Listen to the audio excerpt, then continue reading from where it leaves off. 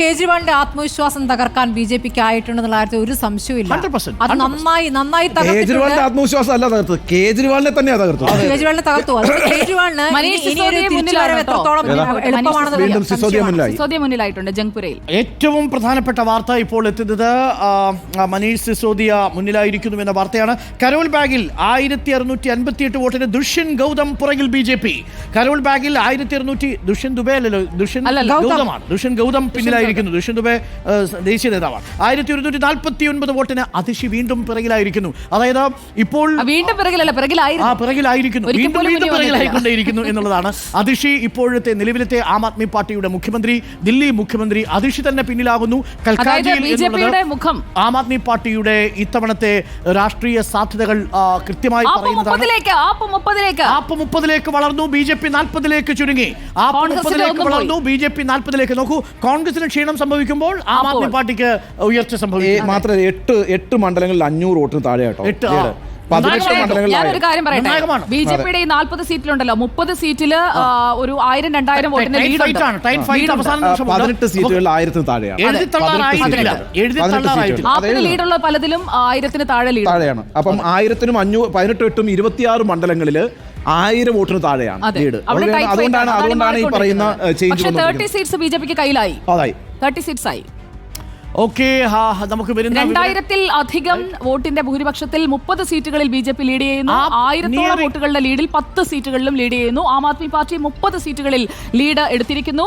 അതേസമയം കോൺഗ്രസിന് നേരത്തെ ലീഡുണ്ടായിരുന്ന ഒരു സീറ്റിലെ ലീഡ് ഇപ്പോൾ നഷ്ടപ്പെടുകയാണ്. ഓരോ മിനിറ്റിലും ഉദ്വേഗജനകമായ തെരഞ്ഞെടുപ്പ് അപ്ഡേറ്റുകൾ പ്രേക്ഷകരിലേക്ക് എത്തിച്ചുകൊണ്ടിരിക്കുകയാണ് ടീം റിപ്പോർട്ടർ. നിലവിലത്തെ ഏറ്റവും പുതിയ ടാലി: BJP 40, ആം ആദ്മി 30, കോൺഗ്രസ് 0. ഒമർ അബ്ദുള്ള പറഞ്ഞു ഓർലഡോ എന്നാണ് പറഞ്ഞിരിക്കുന്നത്.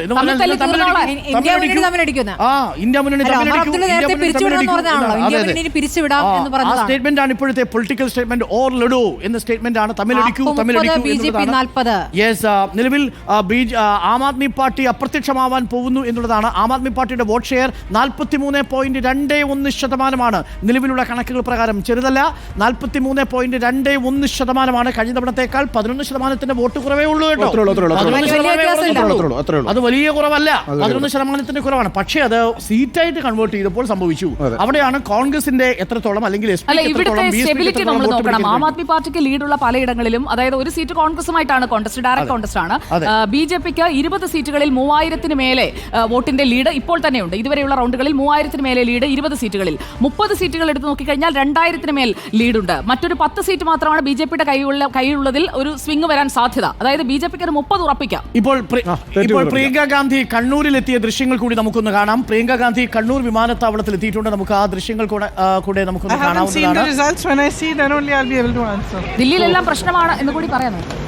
ഇത് എന്താണ് റിസൾട്ട് കണ്ടിട്ടില്ല എന്നാണ് പ്രിയങ്ക ഗാന്ധി പറഞ്ഞത്. തീർച്ചയായിട്ടും വിമാനത്തിലായിരുന്നിട്ടുണ്ടാവാം. ഈ റിസൾട്ട് കണ്ടിട്ടും കാര്യമില്ല എന്നുള്ളതാണ്. വോട്ട് പെർസെന്റേജിലുള്ള വർധനമേ ഉള്ളൂ എന്നുള്ളതാണ് പ്രധാനപ്പെട്ട കാര്യം. പക്ഷേ ഇപ്പോൾ ഇല്ല, മാറി. 30-40-0 നേരത്തെ ചാന്ദിനി ചൗക്കിൽ. പക്ഷേ ഇപ്പോൾ കോൺഗ്രസ് സ്ഥാനാർത്ഥി പിന്നിലാണ്, അതിഷി മല്ലാന പിന്നിലാണ് എന്നുള്ളതാണ് ഏറ്റവും പ്രധാനപ്പെട്ട കാര്യം. ദില്ലിയിലെ സൂചനകൾ ഇപ്പോൾ പുറത്തു വരുമ്പോൾ വീണ്ടും മാറുന്നു. 41-29 BJP തന്നെ